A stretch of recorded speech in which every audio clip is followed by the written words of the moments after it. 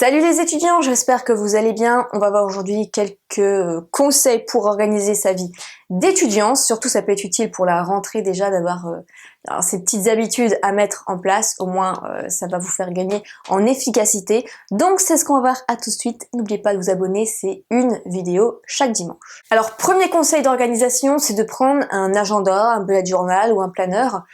Parce que 90% des étudiants, vous allez voir, n'auront pas d'agenda. Ils se disent, j'ai pas de devoir, je ne prends pas d'agenda. Eh bien, c'est une erreur parce que un agenda, ça va vraiment permettre d'organiser votre travail personnel. Donc, pour ça, ce que je vous conseille, bien, c'est déjà de noter tous vos rendez-vous à côté ou dans la vie personnelle, etc. Comme ça va vous libérer d'un poids en moins. Ce qui est noté, au moins, vous savez que c'est sorti de votre esprit et vous avez ça en moins à penser. Deuxième chose, ça va être de se créer des petites habitudes dans votre semaine, c'est-à-dire que par exemple, le lundi, vous avez votre TD, le vendredi de droit administratif. Vous avez donc une dissertation à faire pour la semaine prochaine. Le lundi, vous faites les recherches. Tous les lundis, vous faites les recherches. Le mardi, vous faites le brouillon. Le mercredi, vous faites le propre. Et à chaque fois, vous faites comme ça. Vous avez votre TD après du mercredi après-midi en droit civil. Le mercredi soir, vous allez faire vos recherches. Le jeudi, vous allez faire votre brouillon. Et le vendredi, vous allez mettre au propre. Pourquoi? Parce que vous allez étaler votre temps de travail et vous n'allez travailler plus qu'1 heure par jour plutôt que de bosser H24 tout votre week-end. C'est pour ça que planifier votre travail et vous créer des routines, des habitudes, tout en étalant votre boulot dans la semaine, c'est très efficace. Et après, je trouve, c'est pas vous, mais je trouve super ça sympa de barrer ou de fluoter ce que vous avez fait, votre tâche quotidienne de la semaine et votre boulot, et de voir que ça avance. Deuxième chose, ça va être de préparer sur votre ordinateur, si vous prenez sur ordinateur, votre dossier avec vos cours, c'est-à-dire ne pas étaler un peu tous vos cours partout sur l'ordinateur, ne pas les retrouver.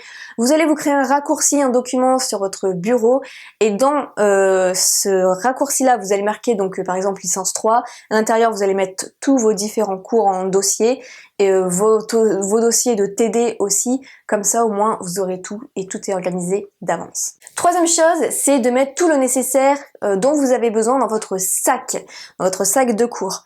Donc vous allez vous dire ok, mais c'est-à-dire, eh bien je vais vous donner la liste des choses indispensables à avoir quand on est étudiant dans son sac. Des mouchoirs.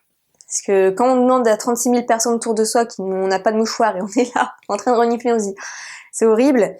Une paire de lunettes si vous avez besoin de vos lunettes, le portefeuille, des écouteurs parce que si vous prenez le train, le bus, ça peut être sympa d'avoir vos écouteurs. Une petite glace pour vous regarder parfois si on a un truc dans l'œil, on veut regarder, c'est toujours important. Un peu de make-up si vous êtes une fille, une bouteille d'eau.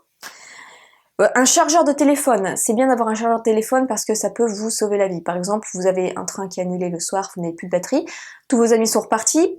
Ça m'est déjà arrivé, il me restait 1% de batterie, j'ai réussi avec le 1% à appeler ma mère pour qu'elle vienne me rechercher, mais sinon je ne sais pas vraiment comment j'aurais fait, et puis moi je connais pas les numéros par cœur des autres personnes.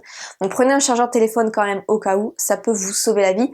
Ou ce qu'ils font maintenant, c'est des chargeurs nomades qui se rechargent même avec le soleil. Et il y en a sur Amazon. Si moi j'en ai acheté un, franchement c'est un indispensable maintenant en fait. Et en cours, encore plus si vous êtes étudiant. Donc je vous mettrai le lien si ça vous intéresse en dessous si j'y pense, sinon réclamez-les-moi dans les commentaires. Ensuite, un peu de quoi manger, un cahier de brouillon parce que ça peut toujours servir.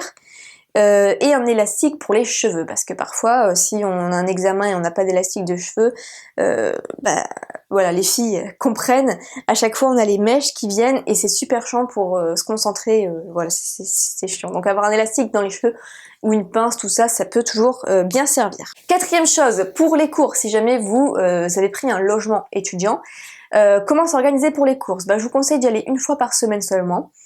Après c'est à vous de voir le jour de la semaine, mais vous pouvez, si vous avez une voiture, prendre au drive, ça va un gain de temps. Moi je défends vraiment le drive, je trouve que ce sera vraiment super bien.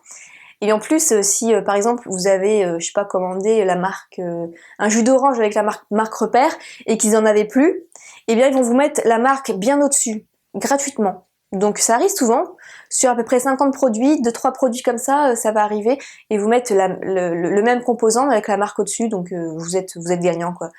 Donc, puis surtout au niveau du temps, hein, vous allez gagner énormément de temps. Vous pouvez avoir votre liste de produits habituels.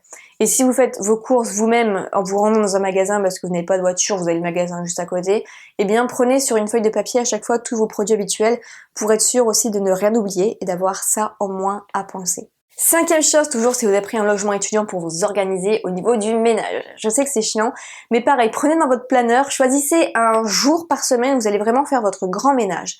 Où vous dites, ok, par exemple, le mardi midi, je sais que je reprends à 4 heures seulement, donc de 3 heures à 4 heures, je vais faire mon grand ménage de printemps. C'est-à-dire que cette fois-ci, le grand ménage, je vais faire la poussière, je vais laver, je vais repasser, ok? Les choses vraiment où une fois par semaine, c'est bon. Et 2 à 3 fois par semaine, pendant une demi-heure, une heure, vous allez faire des tâches aussi qui prennent du temps, comme par exemple la vaisselle ou tout simplement ranger un peu le bordel.